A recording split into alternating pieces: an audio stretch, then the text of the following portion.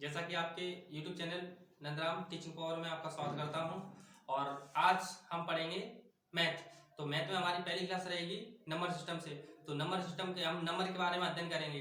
जैसे नंबर होते हैं 1 से लेकर 9 तक, तो इनके बारे में हम अध्ययन करेंगे और इनका क्लासिफिकेशन देखेंगे। तो चलिए हम बिना देरी किए अपनी क्लास को स्टार्ट करते हैं। जैसे तो हमारी हेडिंग रहेगी classification of number. Classification of number. Classification of number इसका हिंदी मीन्स होगा संख्याओं का वर्गीकरण। संख्याओं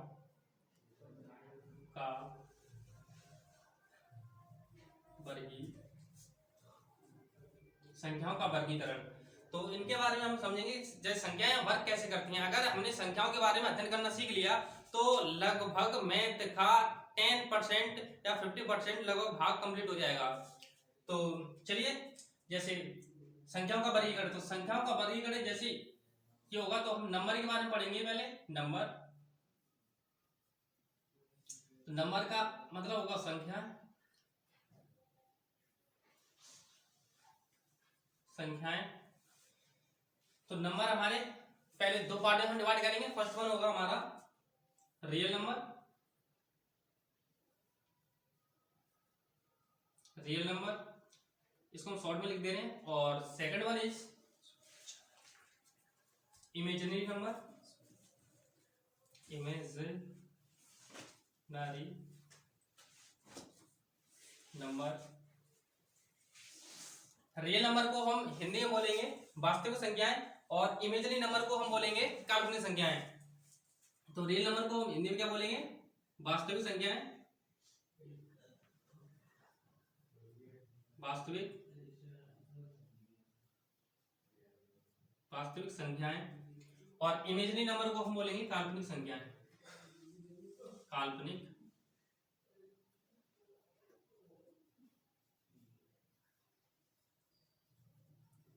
संख्याएं। वास्तविक संख्या क्या होती है, काल्पनिक संख्या क्या होती है, आज हम इसको समझेंगे।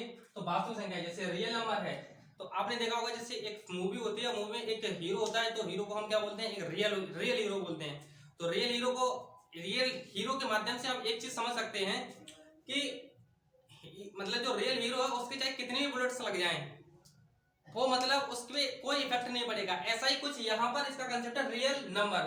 तो रियल नंबर मतलब वास्तविक संख्याएं, मतलब इसको वास्तव में हकीकत में हम जो कहते हैं, मतलब जो हकीकत मतलब रियल रूप में है, तो रियल का मतलब होगा यहाँ पर चाहे कैसा भी नंबर हो, दुनिया का चाहे कैसा भी नंबर हो, वो सारे के सारे रियल नंबर में जाएंगे, बस शर्ते आई को छोड़कर, आयोटा वाले नंबर को, अंडर रूट के अंदर माइनस वाली जितनी भी संख्या होंगी उसको छोड़कर वह शर्तें सारी संख्या हमारी किसमें होंगी? रियल नंबर में होंगी। जैसे रियल नंबर में हमारे जो जीरो होगा, जीरो से स्टार्ट होंगे सबसे छोटा, इससे बड़ा क्या होगा हमारा?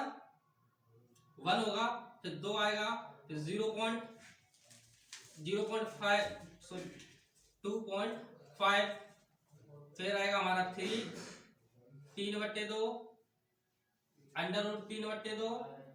जितनी भी संख्या हैं वो सारी की सारी हमारी इसमें आ जाएंगी। ऐसे इधर चलेंगे तो -1, -2, माइनस का 2.5, माइनस का 3, 3/2 और रूट 3/2 माइनस के। तो यहां से हमें एक चीज समझ में आती है कि जो रियल नंबर है उनको हम नंबर लाइन पे दिखा सकते हैं। जैसे नंबर लाइन का मतलब है ये हमारी लाइन होगी, रेखा, जिसे हम ग्राफ बोलते हैं। तो इधर हमारा नेगेटिव क्यों चलेगा, इधर इस साइड, और इस साइड हमारा कैसा चलेगा? पॉजिटिव चलेगा। मतलब इस साइड हमारा धनात्मक चलेगा, धनात्मक, और इस साइड चलेगा हमारा ऋणात्मक। ऋणात्मक को हम बोलेंगे इंग्लिश में नेगेटिव और धनात्मक को बोलेंगे हम पॉजिटिव। तो जैसे रियल नंबर है वास्तविक संख्या है, तो वास्तविक संख्याएं दुनिया की कोई सी भी संख्याएं हो वो सारी की सारी हमारी किसमें होंगी?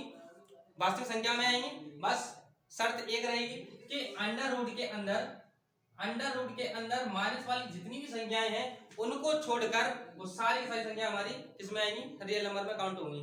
जैसे इसको और अच्छी तरीके से हम समझेंगे, पहले हम इसको समझ ले रहे हैं, इसका पहले खत्म करते हैं इसको। जैसे काल्पनिक संख्याएं, तो काल्पनिक संख्याएं वे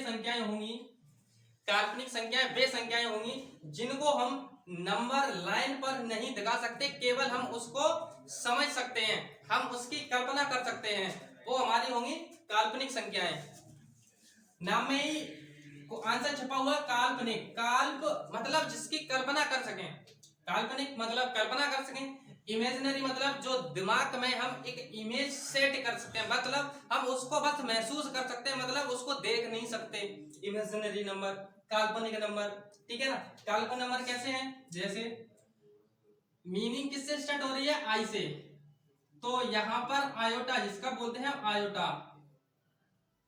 आई को हम क्या बोलेंगे, iota, I for imaginary, iota. तो आई का मतलब होगा, जैसे आई स्क्वायर का मान होगा यहाँ पर -1, आई स्क्वायर का मान क्या होगा यहाँ पर -1, और अगर हम आई बराबर निकालेंगे तो अंडर रूट के अंदर यहाँ से स्क्वायर हटाएंगे तो इस पर अंडर रूट आ जाएगा -1 के ऊपर, तो आई बराबर क्या होगा अंडर रूट के अंदर -1, आई बराबर क्या होगा अंडर रूट के अंदर -1।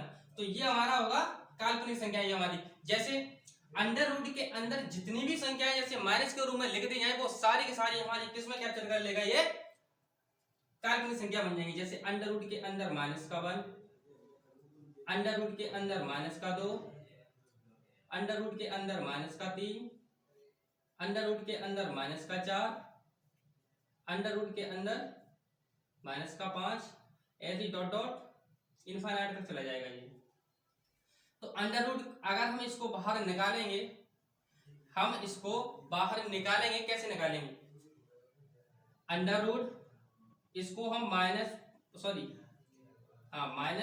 गुणा 1 लिख सकते हैं इसको, अंडर रूट के अंदर 2 गुणा -1 लिख सकते हैं इसको, अंडर रूट के अंदर -2 है तो हम इसको क्या लिखेंगे, अंडर रूट के अंदर 2 गुणा -1 लिख लेंगे, इसको हम क्या लिखेंगे, अंडर रूट के अंदर 3 गुणा -1, ऐसे ही हम इसको लिख लेंगे अंडर रूट के अंदर 4 गुणा -1, कैसे, ऐसे हम इसको भी लिख लेंगे 5 गुणा -1।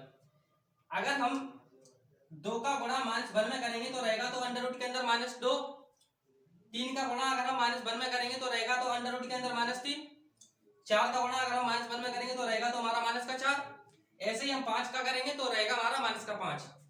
बात आती है यहाँ पर कि जैसे जो आई का -1 बराबर क्या था हमारा, -1 बराबर था हमारा आई स्क्वायर, क्या था हमारा -1 बराबर था हमारा आई स्क्वायर, तो हमें उसकी अब इन सभी में -1 जहां जहां है वहां पर हम क्या रखेंगे, आई स्क्वायर बराबर -1, मतलब -1 बराबर क्या रख देंगे, आई स्क्वायर रख देंगे। चलो रखते हैं 1 गुणा -1 की जगह पर हम आई स्क्वायर रख देंगे, 2 गुणा आई -1 की जगह पर हम कितना रखेंगे, आई स्क्वायर, तो आई स्क्वायर आई स्क्वायर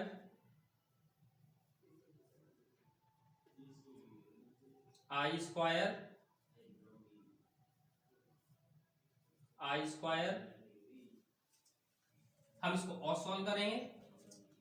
आई स्क्वायर रूट मतलब जो स्क्वायर होता है वो गुणा में मतलब पेयर में बाहर निकलता है स्क्वायर, तो इस स्क्वायर से रूट कैंसिल हो जाएगा, आई आ जाएगा, और 1 का मतलब 1 ही रहेगा, ये आई स्क्वायर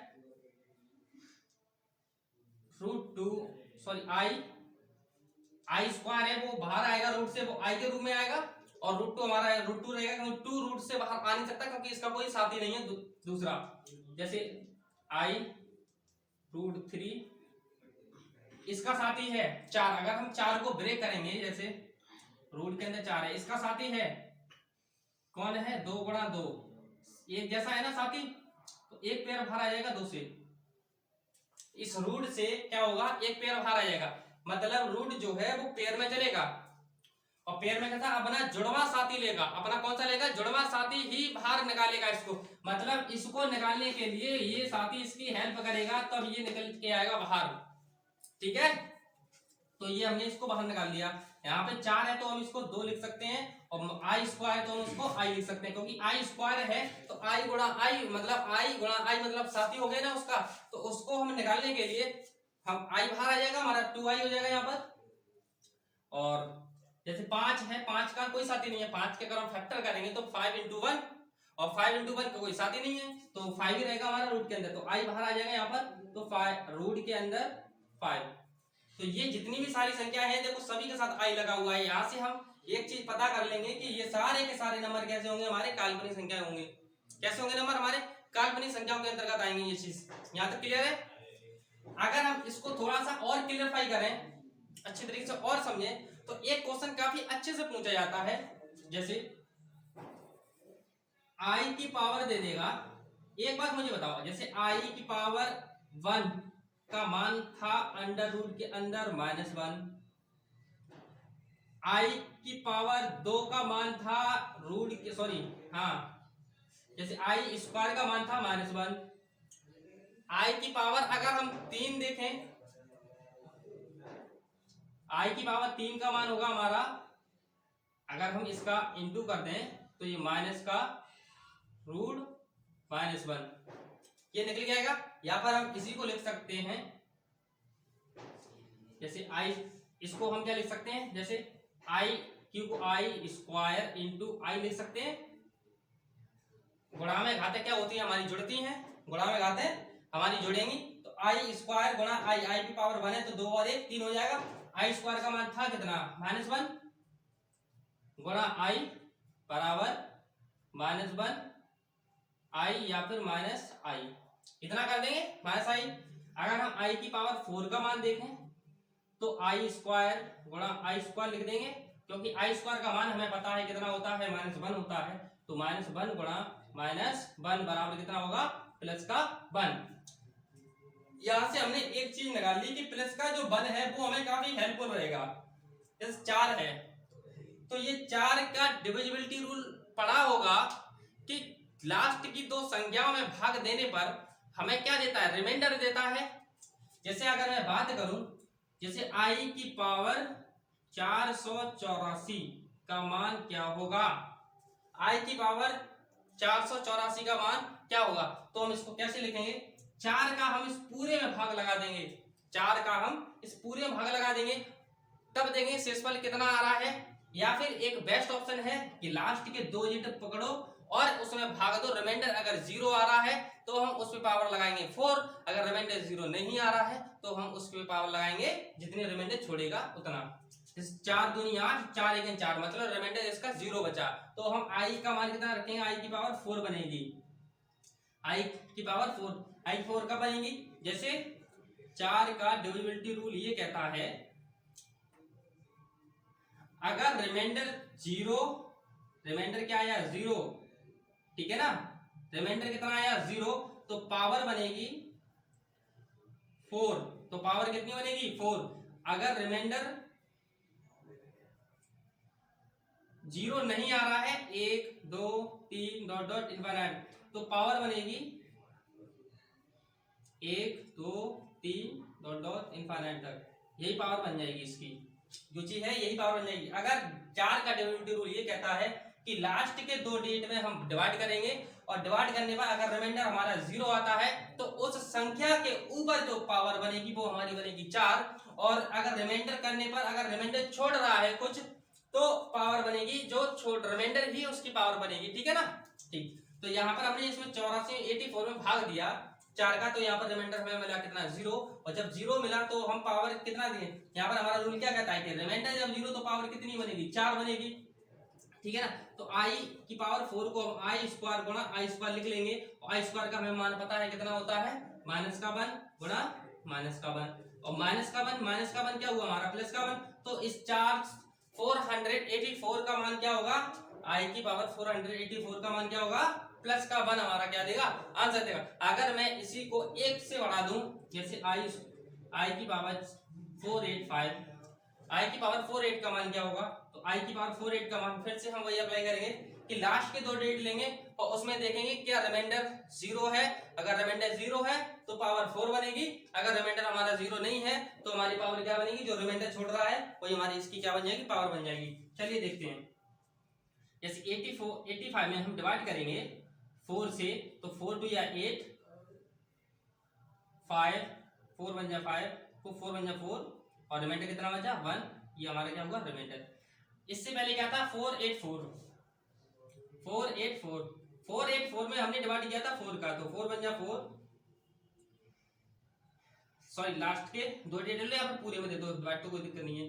जैसे 8 4 का हम 8 में डिवाइड करेंगे तो 4 2 या 8, 4 फिर से आएगा तो 4 बन जा 4, तो रिमाइंडर 0 आया। जब रिमाइंडर 0 आएगा तब पावर कितनी बनी थी, जब 4 से डिवाइड करने पर रिमाइंडर 0 तो पावर कितनी 4, पावर कितनी 4, 4 से डिवाइड करने पर रिमाइंडर छोड़ा 1, तो रिमाइंडर 1 छोड़ा तो रिमाइंडर 1, रिमाइंडर 2 छोड़ेगा तो रिमाइंडर 2, रिमाइंडर 3 छोड़ेगा तो रिमाइंडर 3।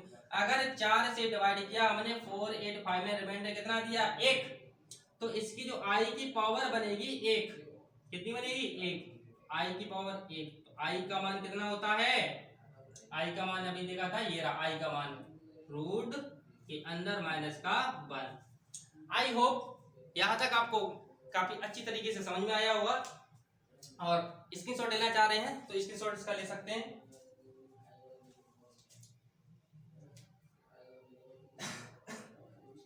चलिए आगे बढ़ते हैं। तो यहाँ से एक क्वेश्चन आपसे सीधा सीधा पूछेगा कि आई का पावर कितना भी दे देगा मैक्सिमम पावर, बट आपको कुछ नहीं करना, बस 4 से आपको डिवाइड लगाना है और ये देखना है कि रिमाइंडर 0 तो नहीं आ रहा है। अगर 0 आ रहा है तो उसकी आई की पावर 4 रखना। अगर रिमाइंडर 0 नहीं आ रहा है और कुछ दे रहा है तो पावर वही बचेगी जो छोड़ रहा है। अगर 0 आ रहा है तो रिमाइंडर वो उसकी आई पावर कितनी बनेगी 4 बनेगी। यहाँ तक क्लियर है, आगे बढ़ते हैं। इसका एक दूसरा पार्ट और है, सेकंड इसका दूसरा पार्ट है इमेजिनरी नंबर का। एक इसी से निकलेगा हमारा कॉम्प्लेक्स नंबर। क्या निकलेगा हमारा कॉम्प्लेक्स नंबर। मैं इसको रफ कर रहा हूं, ऐसे वो कॉम्प्लेक्स नंबर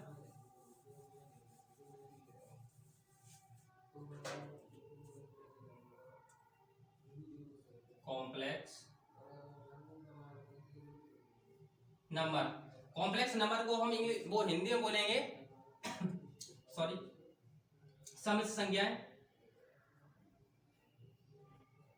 सम्मिश्र संख्याएं। सम्मिश्र संख्या का मतलब है कि मिक्सचर होगा, क्या होगा मिक्स होगा, मिक्स पैटर्न होगा। सम्मिश्र संख्याएं किसका मिक्स पैटर्न होगा, रियल नंबर का और इमेजिनरी नंबर का। किसका किसका, रियल नंबर का और इमेजिनरी नंबर का, इनका मिक्स्ड पार्ट होगा। जैसे a प्लस आई बी के रूप में हो सकता है, 12th क्लास में मिलेगा आपको x प्लस आई वाई के रूप में मिलेगा। तो ये हमारा क्या है, या तो a प्लस आई बी बोलो बात एक ही है, x प्लस आई वाई बोलो बात एक ही है। तो ये हमारी होंगी सम्मिश्र संख्याएं। तो इसमें हम देखते हैं a और b, a, b और x, y, ये हमारे होंगे रियल नंबर, ये हमारे क्या होंगे रियल नंबर होंगे। यहाँ पर a और b क्या है, रियल नंबर है। रियल नंबर मैंने क्या बताया था, मतलब दुनिया के हर वो नंबर जो काल्पनिक नहीं है वो सारे के सारे किस में जाएंगे, वास्तविक संख्या में जाएंगे। जैसा भी आपके मतलब आपके दिमाग में कोई नंबर आ रहा है, जैसा भी आप सोच पा रहे हो, वो सारे के सारे रियल नंबर में आएंगे। सारे के सारे नंबर कितने हैं वो सारे आपके काउंट होंगे, वो रियल नंबर में काउंट होंगे। जैसे a और b रियल नंबर होंगे। जैसे रियल नंबर क्या है, मैंने ले लिया -2 ले लिया, a -2 प्लस b बराबर मैंने ले लिया 2 ले लिया 2y। तो ये हमारा क्या है कॉम्प्लेक्स नंबर है। ये हमारा क्या होगा कॉम्प्लेक्स नंबर होगा ये हमारा। ठीक है, आई होप मैं आशा करता हूं यहां तक आपको क्लियर होगा। आगे बढ़ते हैं। आगे हम बढ़ेंगे तो इससे पहले हम ये देख ले रहे हैं कि काल्पनिक संख्या होता क्या है। इसकी डेफिनेशन क्या होगी, इसकी डेफिनेशन होगी मतलब वे संख्याएं जिसको हम नंबर लाइन पर नहीं दिखा सकते, मतलब एक रेखा पर नहीं दर्शा सकते, वे संख्या हमारी क्या होंगी काल्पनिक संख्या होंगी। यहां तक क्लियर होगा। अब हम पढ़ेंगे रियल नंबर को। तो रियल नंबर पे हम बात करेंगे।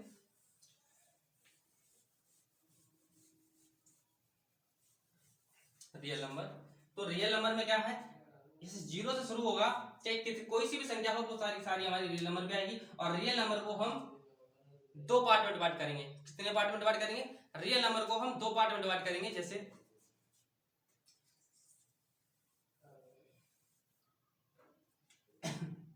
रियल नंबर को हम दो पार्ट में डिवाइड करेंगे, एक करेंगे हम इंटीजर और एक करेंगे हम डेसिमल। एक इंटीजर और एक हमारा होगा डेसिमल। तो इंटीजर को हम क्या बोलेंगे, पूर्णांक बोलेंगे। इंटीजर को हम क्या बोलेंगे, पूर्णांक बोलेंगे। और डेसिमल को हम बोलेंगे दशमलव। डेसिमल को हम क्या बोलेंगे, दशमलव बोलेंगे। इंटीजर को हम पूर्णांक बोलेंगे। तो इंटीजर का मतलब क्या है, पूर्णांक। डेसिमल का मतलब क्या है, दशमलव। तो पूर्णांक को पहले हम समझेंगे। तो पूर्णांक होते क्या है, तो पूर्णांक हमारे एक तो हमारा होगा ऋणात्मक, ऋणात्मक को बोलेंगे नेगेटिव नंबर। ऋणात्मक को क्या बोलेंगे हम, नेगेटिव नंबर। इधर होगा हमारा धनात्मक नंबर,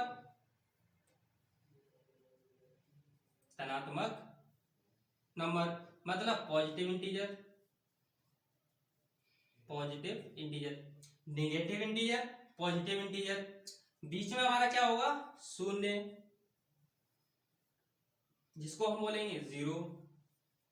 इसको हम क्या बोलेंगे, जीरो। इंटीजर को हमने कितने पार्ट में डिवाइड किया, तीन पार्ट में डिवाइड किया। First one negative integer, second one zero integer, third one positive integer.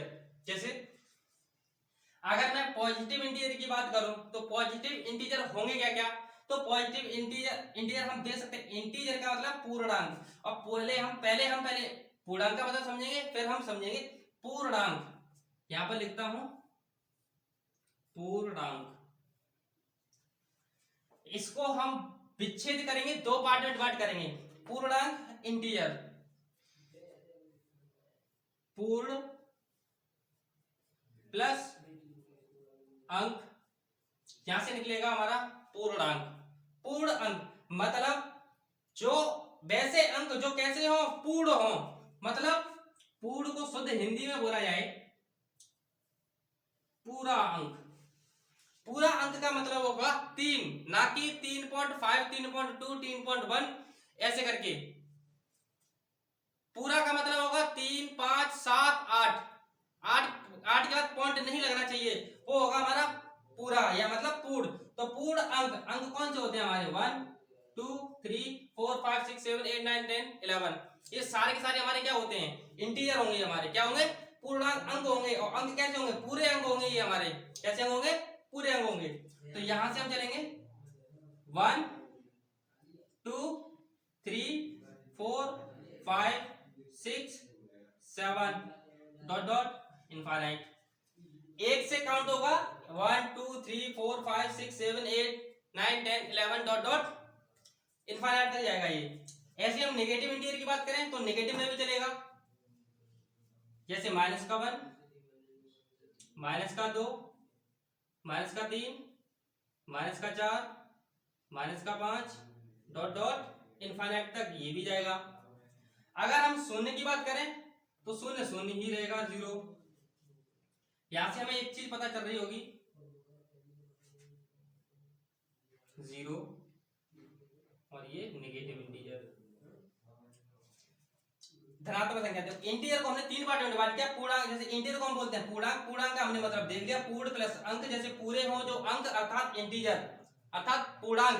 तो पूर्णांक को हमने तीन पार्ट में डिवाइड कर दिया, ऋणात्मक, शून्य, धनात्मक। धनात्मक को बोलेंगे पॉजिटिव नंबर, पॉजिटिव इंटीजर। और शून्य को बोलेंगे जीरो इंटीजर। और ऋणात्मक को बोलेंगे नेगेटिव इंटीजर। तो धनात्मक इंटीजर की स्टार्टिंग कहां से होगी, 1 से होगी। ध्यान रखना, धनात्मक पूर्णांक की जो स्टार्टिंग होगी वो कहां से होगी, 1 से होगी। शून्य की शून्य ही रहेगा। और ऋणात्मक की -1 से माइनस इनफाइनाइट तक। यहां पर प्लस इनफाइनाइट तक, यहां पर माइनस इनफाइनाइट तक। धनात्मक संख्याओं को ध्यान रखना एक चीज, इन्हीं जो पॉजिटिव इंटीजर होते हैं, पॉजिटिव पूर्णांक होते हैं, उन्हीं को हम क्या बोलते हैं, नेचुरल नंबर बोलते हैं। इनको हम क्या बोलेंगे, नेचुरल नंबर बोलेंगे। जो धनात्मक संख्याएं होती हैं, जो पॉजिटिव इंटीजर होते हैं, जो धनात्मक पूर्णांक होते हैं, उन्हें हम क्या बोलेंगे, नेचुरल नंबर बोलेंगे। मतलब प्राकृतिक संख्या, इन्हें हम क्या बोलेंगे, प्राकृतिक संख्या बोलेंगे। मतलब प्राकृतिक का मतलब है गॉड गिफ्टेड अंक। गॉड गिफ्टेड अंक, अपनी भाषा में हम बोल सकते हैं कि भगवान के द्वारा दिए गए अंक, नेचुरल नंबर। जैसे नेचुरल नंबर की बात करें, अगर गॉड गिफ्टेड को हमने इसलिए क्यों नाम दिया, गॉड गिफ्टेड इसलिए नाम दिया, अगर प्राकृतिक के द्वारा, प्राकृतिक मतलब नेचर, नेचर किसे बोलते हैं, प्रकृति को बोलते हैं, जो हमारा जैसा हमारा नेचर है, और नेचर में जितनी वस्तुएं अवेलेबल हैं या उपलब्ध हैं, अगर हम उनकी काउंटिंग करेंगे, अगर हम उनकी क्या करेंगे, काउंटिंग करेंगे, तो काउंटिंग कहां से करेंगे, 1 से करेंगे, ना कि 0 से। कभी देखा है, अगर एक रूम में 15 व्यक्ति हैं, तो क्या जो पहला व्यक्ति से अगर एक पंक्ति में या एक रो में खड़ा कर दिया जाए, क्या ये बोलेंगे 0 1 2 3, नॉट 1। तो इसीलिए हमने क्या बोला, गॉड गिफ्टेड चीज है, मतलब प्राकृतिक संख्याएं, इसीलिए हमने नाम दिया प्राकृतिक संख्या है, मतलब नेचुरल नंबर। इसको हम नाम से याद रखें, गॉड गिफ्टेड चीजें, या फिर काउंटेड वाली संख्याएं, या फिर गॉड गिफ्टेड संख्याएं। अगर हम एक काम करें इसमें कि 0 को प्राकृतिक संख्या में ऐड कर दें, 0 को प्राकृतिक संख्या में अगर हम ऐड कर दें, 0 को अगर हम प्राकृतिक संख्या में ऐड कर दें, तो ये हमारा बनेगा, इसको थोड़ा टर्न कर देना,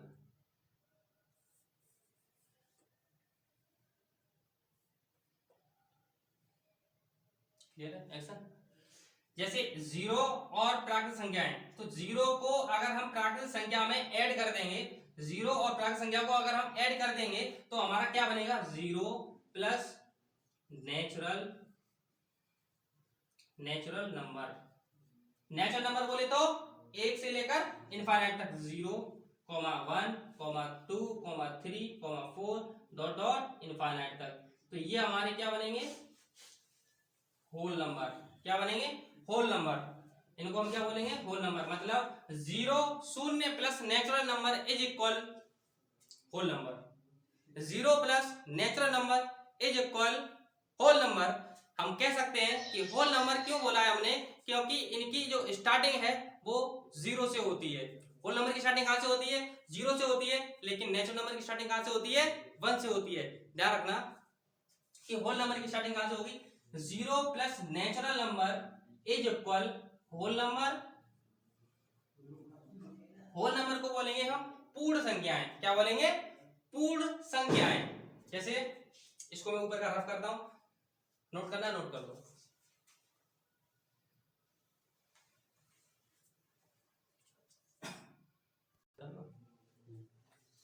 होल नंबर, जैसे होल नंबर बराबर होगा 0 प्लस नेचुरल नंबर, मतलब पूर्ण संख्याएं बराबर होंगी 0 में अगर प्राकृतिक संख्याएं ऐड कर दी जाएं, तो हमें पूर्ण संख्याएं प्राप्त होंगी। 0 का मतलब है 0, कॉमा प्राकृतिक संख्या की स्टार्टिंग कहां से होगी, हमारी 1 से होगी, 1 2 3 4 5 6 डॉट डॉट सो ऑन। तो ये हमारे होल नंबर निकल कर आते हैं। तो होल नंबर की स्टार्टिंग कहां से होगी, 0 से होगी। ध्यान रखना, होल नंबर की स्टार्टिंग कहां से होगी, 0 से होगी, और नेचुरल नंबर की स्टार्टिंग कहां से होगी, हमारी 1 से होगी। आगे बढ़ते हैं, इसको हमने 3 पार्ट में डिवाइड करते हैं, 0 और एक ऋणात्मक संख्या है। तो ऋणात्मक संख्या में हम छोड़ देंगे, पॉजिटिव संख्या हम ध्यान रखेंगे, धनात्मक संख्या है, क्योंकि धनात्मक संख्याएं जो होंगी उन्हीं का ज्यादा प्रयोग होगा हमारे क्वेश्चनों में और हमारे सिलेबस में। तो 0 प्लस प्राकृतिक संख्या बराबर होगा हमारा पूर्ण संख्या है, और नेचुरल नंबर ये होगा हमारा 1 से लेकर इनफाइनाइट तक चलेगा। आगे बढ़ते हैं। जैसे शून्य था हमारा, तो अगर हम शून्य की बात करें, एक हमारा नेगेटिव हो गया और एक हमारा पॉजिटिव हो गया। अब कुछ विद्यार्थियों के मन में एक बात खट गई होगी कि जीरो को नेगेटिव और पॉजिटिव क्यों नहीं बोला, आखिर रियल नंबर में तो जीरो आ रहा था। अगर हम पॉजिटिव से घटते हुए क्रम में चलें तब जीरो आएगा पॉजिटिव की तरफ, अगर हम इधर से घटते हुए क्रम में चलें तब भी जीरो आएगा। फिर जीरो है क्या, नेगेटिव है या पॉजिटिव है? I don't know, but you don't know, I don't know. देखो उधर, जैसे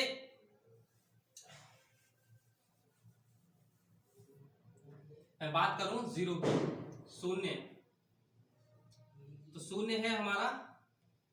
अगर शून्य हमारा पॉजिटिव है, कुछ लोग मानते हैं कि ये पॉजिटिव है और कुछ लोग मानते हैं ये नेगेटिव है और कुछ लोग मानते हैं ये पॉजिटिव भी है नेगेटिव भी है, तो आज से उनका भ्रम दूर। देखिए, अगर मैंने माना कि जीरो हमारा पॉजिटिव है, जीरो हमारा कैसा है, पॉजिटिव है, तो मुझे ये बताओ कि अगर हमने 3 में जीरो को ऐड किया क्या मिला, 3। अगर तुम जीरो को पॉजिटिव मानते हो तो अगर 3 में हम जीरो को ऐड करेंगे तो क्या मिलेगा, 3 मिलेगा। कुछ लोग जीरो को नेगेटिव मानते हैं, कुछ लोग जीरो को नेगेटिव मानते हैं कि जीरो ऋणात्मक संख्या है। अगर 3 से हम -0 घटाएंगे क्या मिलेगा, हमें 3 मिलेगा। 3 में से हम 0 को घटाएंगे तो हमें क्या मिलेगा, 3 मिलेगा। ठीक, अब मुझे एक बात बताओ, अगर 0 पॉजिटिव होता तब 3 में हमने 0 को ऐड किया क्या मिला, 3 मिला। अगर 0 नेगेटिव होता तो 3 में से हमने 0 को माइनस किया तो हमें क्या मिला, 3 मिला। मतलब ये है कि दोनों ही सिचुएशन में हमें मिला क्या, 3। तो यहां से ये बात पता चलती है, अगर पॉजिटिव होता तो इस 3 पे कुछ ना कुछ इफेक्ट पड़ता। कैसे इफेक्ट पड़ता वो देखिए, इफेक्ट इस तरह पड़ता जैसे मैंने लिया 3, 0 से धनात्मक संख्या कौन सी थी, सबसे छोटी धनात्मक संख्या बताइए क्या होगी, 1। अगर मैंने 1 को भी ऐड कर दिया ना तो इस 3 का थोबड़ा चेंज हो जाएगा, ध्यान रखना। जैसे 3 और 1 4, ये क्या बन गया, 4। तो अगर ये 4 क्यों है, क्योंकि जो प्लस जो 1 है वो कैसा है, धनात्मक है। जो 1 है वो कैसा है, धनात्मक है। इसीलिए अगर 0 अगर पॉजिटिव होता तो इसका फेस जो है वो चेंज हो जाता, बट नहीं हुआ। क्यों नहीं हुआ, क्योंकि 0 पॉजिटिव है ही नहीं है। बात आती है 0 नेगेटिव है, इसका भी भेद खत्म करते हैं। अगर 0 नेगेटिव होता तो जैसे ही 0 है, अगर 3 है, 3 में हमने 0 घटाया, ऋणात्मक संख्या हमने देखी थी इंटीजर में, तो ऋणात्मक संख्या सबसे छोटी कौन सी होगी हमारी, -1। तो अगर हम -1 को इसमें 1 को घटाएंगे तो क्या होगा, 2 मिलेगा हमें। क्यों 2 मिला, क्योंकि 1 जो है वो कैसी संख्या है, माइनस की है, ऋणात्मक है। इसीलिए इस 3 का जो फेस है वो चेंज हो गया, क्या हो गया, 2 हो गया। तो यहां से हमें पता चलता है क्योंकि ये 1 क्या था, माइनस का था, इसलिए ये 2 हो गया। अगर 0 माइनस का होता तो ये 3 को चेंज करता, बट नहीं कर पाया। क्यों नहीं कर पाया, क्योंकि वो नेगेटिव है ही नहीं है। हम कह सकते हैं ना तो 0 नेगेटिव है ना ही 0 पॉजिटिव है, नाइदर 0 नेगेटिव नॉर पॉजिटिव। चलिए, तो यहां से एक बात समझ में आती है कि जो शून्य है वो ना तो पॉजिटिव है और ना ही नेगेटिव है। तो शून्य ना तो धनात्मक है, शून्य ना तो धनात्मक है और ना ही ऋणात्मक है। शून्य ना तो धनात्मक है और ना ही ऋणात्मक है। यहां तक क्लियर है? इतना नोट करिए, फिर हम आगे बढ़ते हैं, या स्क्रीनशॉट ले लीजिए।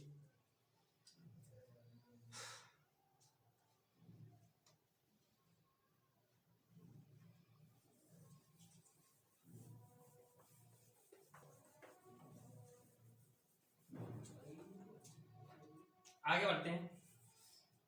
जैसे नेचुरल नंबर था, नेचुरल नंबर को हम क्या बोलेंगे? प्राकृतिक संख्या बोलेंगे। नेचुरल नंबर को हम क्या बोलेंगे? प्राकृतिक संख्या बोलेंगे। तो नेचुरल नंबर को हम दो पार्ट में डिवाइड करते हैं। नेचुरल नंबर को हम कितने पार्ट में डिवाइड करेंगे? दो पार्ट में डिवाइड करेंगे। वो क्या होगा? एक होगा हमारा प्राइम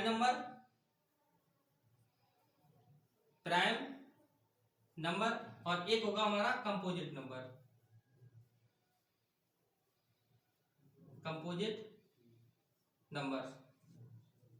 प्राइम नंबर को हिंदी में हम क्या बोलेंगे?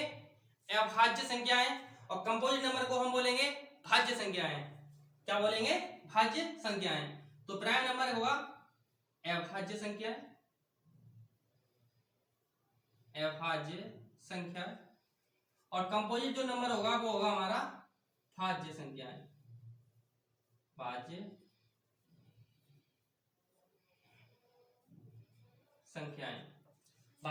संख्याएं।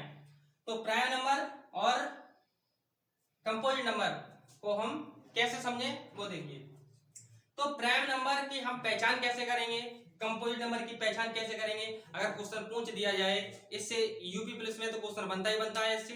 जैसे बस अंतर इतना है कि प्राइम नंबर जो है उसके केवल दो फैक्टर होते हैं। तो prime number has only two factor. Prime number has only two factor, मतलब हम कह सकते हैं प्राइम जो अभाज्य संख्या है उसके केवल दो फैक्टर होते हैं। केवल दो फैक्टर, ना तो 3 ना तो 1, केवल दो फैक्टर। तो यहां से हम ध्यान रखेंगे अभाज्य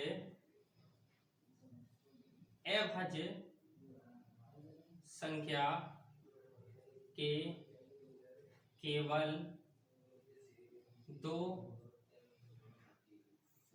गुणनखंड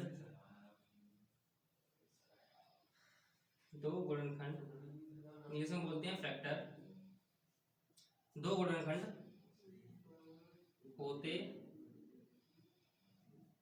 हैं। अभाज्य संख्या के केवल दो गुणनखंड होते हैं। अभाज्य का मतलब पहले समझेंगे क्या है।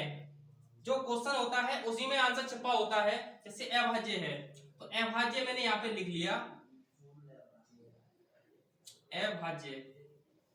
अब ये अभाज्य मैंने लिख लिया, तो अभाज्य को हमने दो पार्ट में डिवाइड कर दिया, एक ए और प्लस भाज्य।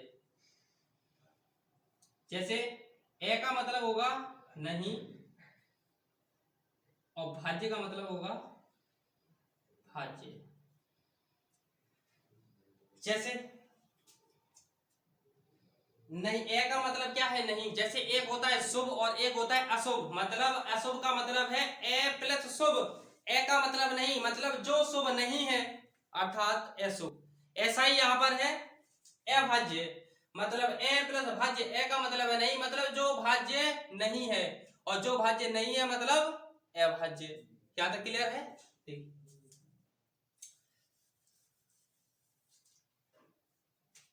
कौन कौन से होंगे? अभाज्य संख्या के केवल दो गुणनखंड होते हैं। कौन कौन से होंगे वो दो गुणनखंड? एक तो स्वयं होगा और दूसरा वन होगा। एक तो स्वयं होगा और एक वन होगा, वही हमारे दो गुणनखंड होंगे। कैसे होंगे चेक करते हैं। जैसे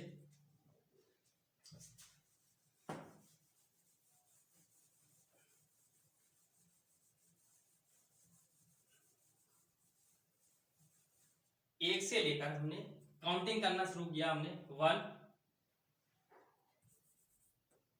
1 2 3 4 5 6 और ये 7 8 9।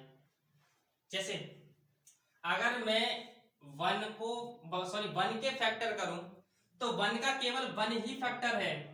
अब कुछ विद्यार्थी बोल रहे होंगे इसमें कि वन के सर अनेकों फैक्टर हो सकते हैं, ऐसा नहीं है।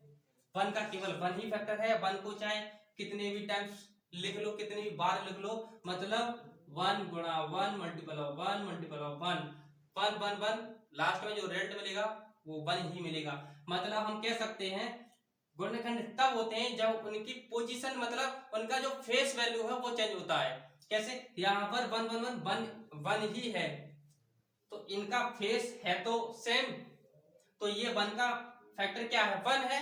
तो हम कह सकते हैं ये हमारा अभाज्य संख्या नहीं होगी। क्यों नहीं होगी? ये हमें डेफिनेशन बताती है कि अभाज्य संख्या के केवल दो गुणनखंड होते हैं। कौन कौन से दो गुणनखंड? एक तो स्वयं होगा और एक होगा।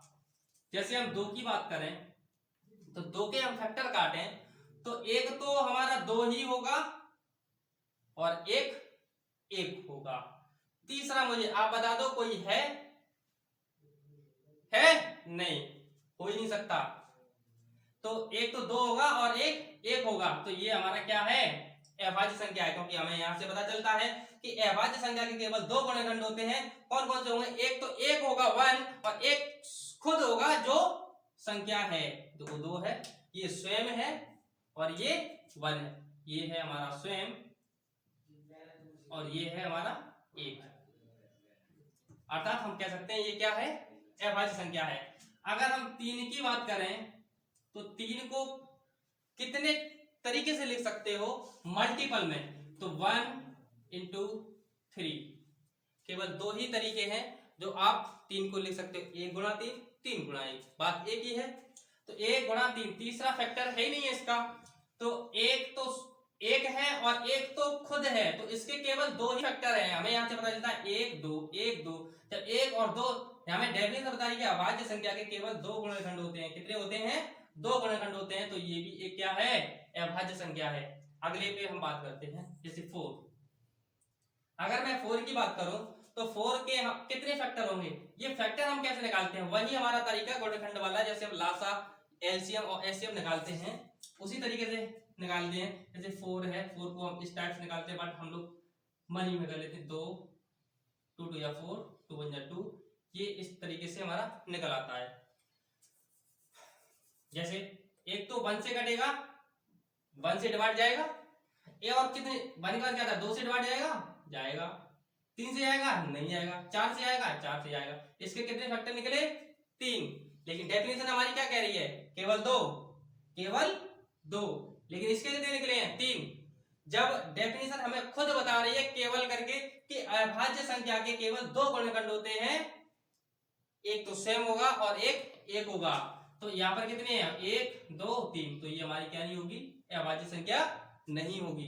देन आफ्टर हम 5 पर चलते हैं। जो 5 है तो 5 को हम फैक्टर करेंगे 5 के, तो 5 के जो फैक्टर होंगे वो भी दो निकलेंगे, एक तो 1 निकलेगा और एक स्वयं निकलेगा 5, तो 1 और 5। जैसे हम 5 के फैक्टर काटेंगे ऐसे करके इसको, तो 5 1 जा 5, 1 1 जा 1, दैट्स योर आंसर। तो 1 और 5, तो इसके केवल दो फैक्टर हैं, तो हम कह सकते हैं कि ये भी क्या है? एक अभाज्य संख्या है। ऐसे ही अगर हम इसकी बात करें 6 की, तो 6 के हम फैक्टर काटेंगे तो कितने से आएगा ये? एक तो 1 से चला जाएगा इसमें भाग, फिर 2 से चला जाएगा इसमें भाग, फिर 3 से चला जाएगा इसमें भाग, फिर 1 स्वयं से जाएगा इसमें भाग। लेकिन डेफिनेशन हमारी क्या कह रही है कि अभाज्य संख्या के केवल दो गुणनखंड होते हैं, 1 और स्वयं। तो prime number has only 2 factor, it is called prime number. तो 6 है तो 1 2 3 6, ये हमारे क्या है? फैक्टर है। तो इसके कितने फैक्टर हैं? 4, तो ये हमारी क्या नहीं होगी? अभाज्य संख्या नहीं होगी, ऑब्वियसली नहीं होगी।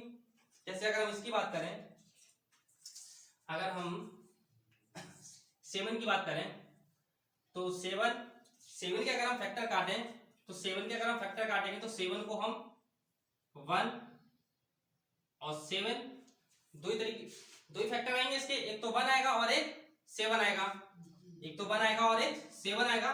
तो यहां से तीसरा तो हमें मिलेगा ही नहीं। जब तीसरा नहीं मिलेगा, जब केवल दो ही फैक्टर हैं, कुछ भी कर लो रहेंगे दो ही फैक्टर, वही हमारा क्या होगा, प्राइम नंबर होगा। क्या होगा, प्राइम नंबर होगा। अगर हम 8 की बात करें, 8 के कितने होंगे, एक से जाएगा, 2 से जाएगा, 4 से जाएगा और खुद से जाएगा, अर्थात 4 फैक्टर हुए। अर्थात कितने फैक्टर हुए इसके, 4 फैक्टर हुए। तो हम कह सकते हैं यह क्या नहीं होगा, यह एक प्राइम नंबर नहीं होगा। ये क्या नहीं होगा, एक प्राइम नंबर नहीं होगा। अगर हम 9 की बात करें तो 9 के कितने होंगे, 1 से जाएगा, 3 से जाएगा और 9 से जाएगा। तो इसके कितने हैं, 3 है, लेकिन डेफिनेशन हमारी कहती है केवल 2 फैक्टर होंगे, तो ये भी हमारा क्या नहीं होगा, प्राइम नंबर नहीं होगा। अगर हम 10 की बात करें, 1 से जाएगा, 2 से जाएगा, 5 से जाएगा, 3 हो गए और एक खुद से 10 से चला जाएगा, 4 हो गए, नहीं होगा। अगर हम 11 की बात करें तो 11 कितने फैक्टर होंगे, एक से चला जाएगा 11 में भाग और एक खुद से जाएगा 11 में भाग, तो हम कह सकते हैं यह भी क्या होगा, एक प्राइम नंबर होगा। ये 11 की अगर हम बात करें, 1 से भाग इसमें चला जाएगा पूर्णतः, 11 से भी भाग पूर्णतः चला जाएगा, तो हम कह सकते हैं ये क्या है, प्राइम नंबर है। ऐसे ही हम 100 तक जाएंगे और प्राइम नंबर निकालेंगे। तो ये है हमारा टाइम वेस्टिंग टाइम, क्योंकि एग्जाम में हम कैसे याद रखेंगे और किस तरीके से हमें क्वेश्चन करके आना है, वो अप्रोच रहेगी कि इसके तो पहले काटो फैक्टर और उसमें देखो कितने मल्टीपल्स आ रहे हैं, तो यहां से हम करेक्ट कर पाएंगे। अगर 2 से अधिक आ रहे हैं तुरंत काट दो, that is composite number, it means prime number नहीं होगा। ठीक है ना। तो आगे बढ़ते हैं। जैसे प्राइम नंबर की अगर हम बात करें तो कैसे याद रखेंगे, 1 से लेकर अगर हम 100 तक की गिनती को लिखें, 1 से लेकर अगर हम 100 तक की गिनती को लिखें तो कितने प्राइम नंबर मिलेंगे, कमेंट में इसका आंसर जरूर देना, देखते हैं, तब तक हम बताएंगे। पहले तो हम 1 से 50 तक देखेंगे कितने प्राइम नंबर होंगे, और फिर हम 50 से 100 तक देखेंगे कितने प्राइम नंबर होंगे, फिर हम 1 से 100 तक देखेंगे कितने प्राइम नंबर होंगे। तो 1 से 50 तक कैसे याद रखेंगे, मुझे ये बताओ। एक जीरो यहां से हटा दो, ठीक है, और एक जीरो यहां से हटा दो। अगर हमने एक जीरो यहां से हटाया तो बना गया एक ये है, 5 ये, तो कितना हो गया, 15 हुआ या नहीं हुआ। 1 से 50 तक जाएंगे और 50 से 100 तक जाएंगे, एक जीरो हमने यहां से हटाया और एक जीरो हमने यहां से हटाया, तो मुझे ये बताइए अगर हमने एक जीरो यहां से हटा दिया तो ये हमारा कितना बनेगा। अगर हम 5 से पहले अगर यहाँ पर 1 लगा दें ये वाला, तो कितना बनेगा, ये 15 बनेगा। तो हमने यहाँ से एक बात सीख ली कि 1 से 50 तक काउंट करने पर प्राइम नंबरों की जो संख्या होगी वो हमारी होगी 15। कितनी होगी, 15। अगर हम 50 से 100 तक की बात करें, क्योंकि हमने पहले ही देख लिया था एक जीरो यहां से हटाना है, एक जीरो यहां से हटाना है, ठीक है ना, क्योंकि 50 को तो हम यहां पर काउंट कर ही चुके हैं, तो 50 का तो खेल खत्म ही हो गया ना। यहाँ पर 50 को तो हम यहाँ पर देख ही चुके हैं, तो 50 को हटा दो और एक जीरो को हमने और हटा दिया, बचा कितना यहाँ पर 10, कितना बचा 10। तो यहां से हम देख सकते हैं कि 50 से 100 तक के बीच में कितनी सारी संख्या होंगी हमारी प्राइम नंबर की, 10। कितनी होंगी हमारी, 10। तो मुझे ये बताइए 1 से 50 तक तो है 15 और 50 से 100 तक है 10, तो 1 से 100 तक कितनी होंगी, 15 और 10 कितना होगा, 25। कितना हुआ, 25। 25 होंगी या नहीं होंगी। तो आई होप यहां तक आपको समझ में आया होगा। तो इसको नोट कर सकते हो या फिर स्क्रीनशॉट ले सकते हो, मैं स्टार्ट हो जा रहा हूं।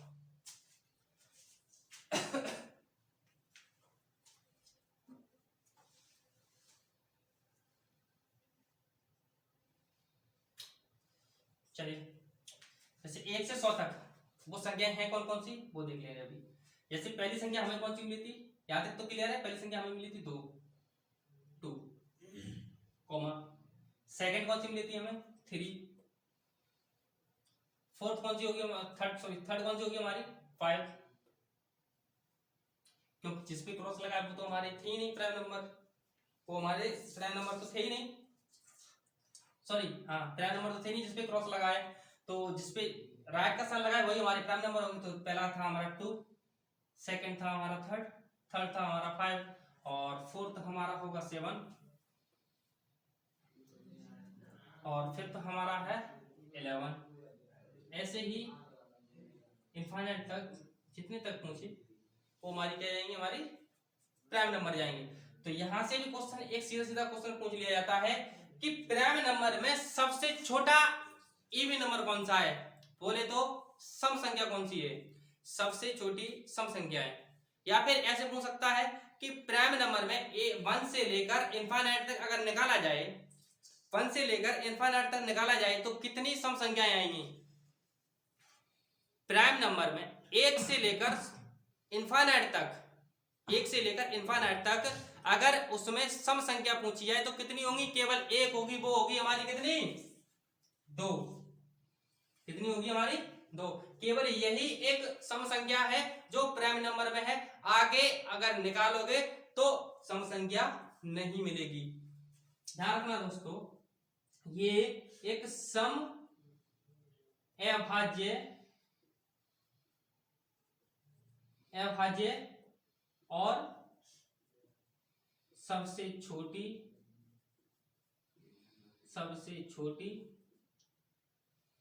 अभाज्य संख्या है।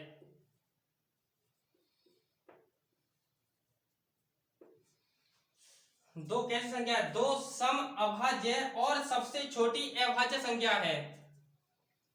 यहां तक क्लियर है, ठीक, आगे बढ़ते हैं।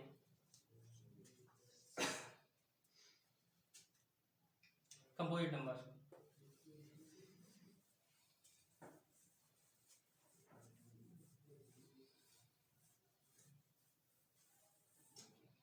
कंपोजिट नंबर की अगर हम बात करें तो यही ठीक इसका अपोजिट है अभाज्य संख्या का। मतलब प्राइम नंबर क्या थे हमारे, जो भाज्य नहीं थे। प्राइम नंबर क्या थे, जो भाज्य नहीं थे। और कंपोजिट नंबर क्या होंगे, जो भाज्य संख्याएं होंगी। कैसे, अब भाज्य संख्या निकालनी है तो इनको हटा दो, जिसपे राइट का साइन लगा है वो हटा दो। एक तो ये है और एक ये है और एक ये है और एक ये है और एक ये है। अब ऐसे ही हमारी आगे निकलती जाएंगी। लोग कहते हैं कि अगर कंपोजिट नंबर निकालना है तो प्राइम नंबर को हटा दो, 1 से लेकर 100 तक कंपोजिट नंबर निकालते हैं। बट अगर हम इसको देखें, क्रॉस पॉइंट इस पे भी लगाए, कंपोजिट नंबर अगर निकालना है तो कंपोजिट नंबर की सबसे पहले हमें डेफिनेशन जाननी होगी कि डेफिनेशन बोलती क्या है। तो देखो, अगर हम कंपोजिट नंबर की बात करें तो ये C क्या है,